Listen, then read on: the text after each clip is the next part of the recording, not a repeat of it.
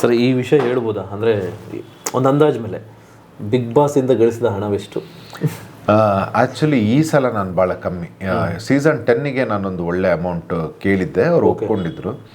ಈ ಸಲ ನನಗೆ ಅದೇ ನಾನು ಹೇಳಿದಾಗೆ ಕಿಚ್ಚ ಸರ್ ಅವರು ನೆಕ್ಸ್ಟ್ ಸೀಸನ್ ಮಾಡ್ತಾರೋ ಇಲ್ವೋ ಗೊತ್ತಿಲ್ಲ, ನನಗೆ ಈ ಸೀಸನ್ ಬೇಕೇ ಬೇಕು. ಸೊ ಲಾಸ್ಟ್ ಸೀಸನ್ಗಿಂತ ಅರ್ಧ ಅಮೌಂಟಲ್ಲೇ ನಾನು ಇದು ಮಾಡಿದ್ದು. ಬಟ್ ತುಂಬ ಏನು ತಗೊಂಡಿಲ್ಲ, ನಾನು ರೆಮ್ಯುನರೇಷನ್ ಬಹಳ ಕಮ್ಮಿನೇ ತಗೊಂಡಿದ್ದು. ಬಟ್ ನನಗೆ ಆ ರೆಮ್ಯುನರೇಷನ್ನ ಬಿಟ್ಟು ಏನೆಲ್ಲ ಪಡ್ಕೊಂಡಿದೆಯಲ್ಲ ಅದು ಬೆಲೆ ಕಟ್ಟಕ್ಕಾಗ್ತಿರೋದು.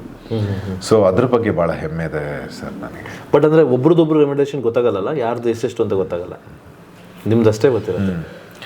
ಆದರೆ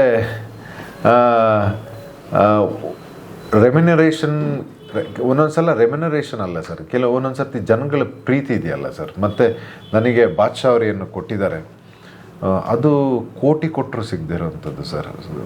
ದುಡ್ಡೇನು ನಾಳೆನೂ ಸಂಪಾದನೆ ಮಾಡ್ಕೊಳ್ತೀನಿ, ಆಮೇಲೆ ಅಂಥ ದೊಡ್ಡ ಅಮೌಂಟ್ ಏನು. ಈ ಪ್ರೀತಿಯಿಂದ ನೆಕ್ಸ್ಟ್ ದುಡ್ಡು ಬರುತ್ತೆ ಬೇಜಾನು. ಹೌದು, ಈ ಪ್ರೀತಿಯಿಂದ ಈಗ ನೋಡಿ ಅದೇ ನಿರ್ಮಾಪಕರೆಲ್ಲ ನನ್ನ ಇದಕ್ಕೆ ಅವರು ಪ್ರೊಡ್ಯೂಸರ್ಗಳು ಒಪ್ಕೊಳ್ತಾ ಇದ್ದಾರೆ ಅಂತ ಅಂದಾಗ ಅದಕ್ಕಿಂತ ದೊಡ್ಡದು ಏನು ಸರ್. ಇನ್ನು ನನ್ನ ಕಲಾ ಪೋಷಕರೇ ನನಗೆ ಕೊಡ್ತಾರೆ ಸರ್, ಅದ್ರದ್ದು 4ರಷ್ಟು ಕೊಡ್ತಾರೆ ನನಗೆ. ಸೊ ಇವಾಗ ಎಷ್ಟು ಪೇಮೆಂಟ್ ತೊಗೋತಿದ್ರು ಅದು ಡಬಲ್ ತ್ರಿಬಲ್ ಆಗುತ್ತೆ. ಅಂದರೆ ಮುಂಚೆ ಎಲ್ಲ ಎಷ್ಟು? ಡಬಲ್ ತ್ರಿಬಲ್ ಅಲ್ಲ ಸರ್, ಅದು 100 ಪಟ್ಟು ಜಾಸ್ತಿ ಆಗುತ್ತೆ. 100 ಪಟ್ಟು ಜಾಸ್ತಿ ಆಗುತ್ತೆ.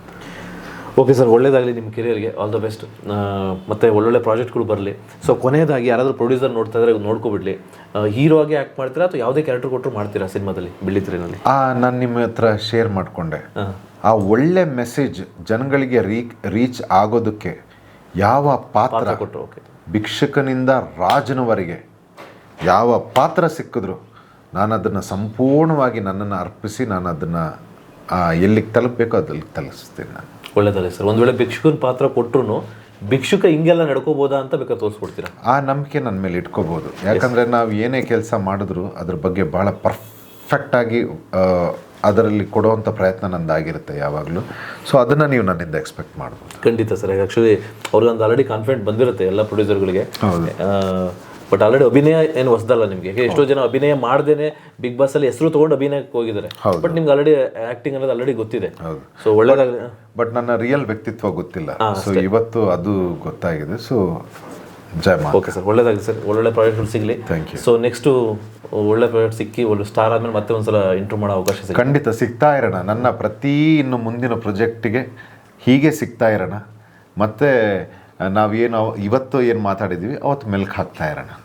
ಮತ್ತು ನಿಮ್ಮದು ವಜ್ರದುಂಗ್ರ ಮತ್ತು ಗಿಲ್ಲಿಯವ್ರ ಲವ್ ಬಗ್ಗೆ ನಾವು ಅವತ್ತು ಹೇಳ್ತೀವಿ ನಿಮಗೆ. ಅಷ್ಟೊತ್ತಿಗೆ ಬೇರೆ ಸರ ತೊಗೊಂಡಿರ್ತೀವಿ. ಉಂಗ್ರದ್ ಬಿಟ್ಬಿಡಿ, ಉಂಗ್ರ ಏನೋ ಒಂದು ಆಗುತ್ತೆ, ಅದು ಸಿಕ್ಕಿದ್ಯೋ ಸಿಕ್ಕಿಲ್ವೋ ಅದು ಬೇರೆ ಆಗುತ್ತೆ. ಬಟ್ ಇನ್ನೊಂದು ಹೇಳಿದ್ರಲ್ಲ, ಸೊ ಅದು ಗೊತ್ತಾಗುತ್ತೆ ಅಷ್ಟೊಳಗಡೆ. ನೀವು ಹೇಳಿಲ್ಲ ಅಂದ್ರೂ ಅದು ಏನಾಗಿದೆ ಅಂತ ಗೊತ್ತಾಗ್ಬಿಡುತ್ತೆ. ಬಟ್ ಅವತ್ತು ಗೊತ್ತಾಗದಿದ್ರು ನಾನು ಹೆಂಗಾದ್ರೂ ಗೊತ್ತು ಮಾಡಿ ನಿಮಗೆ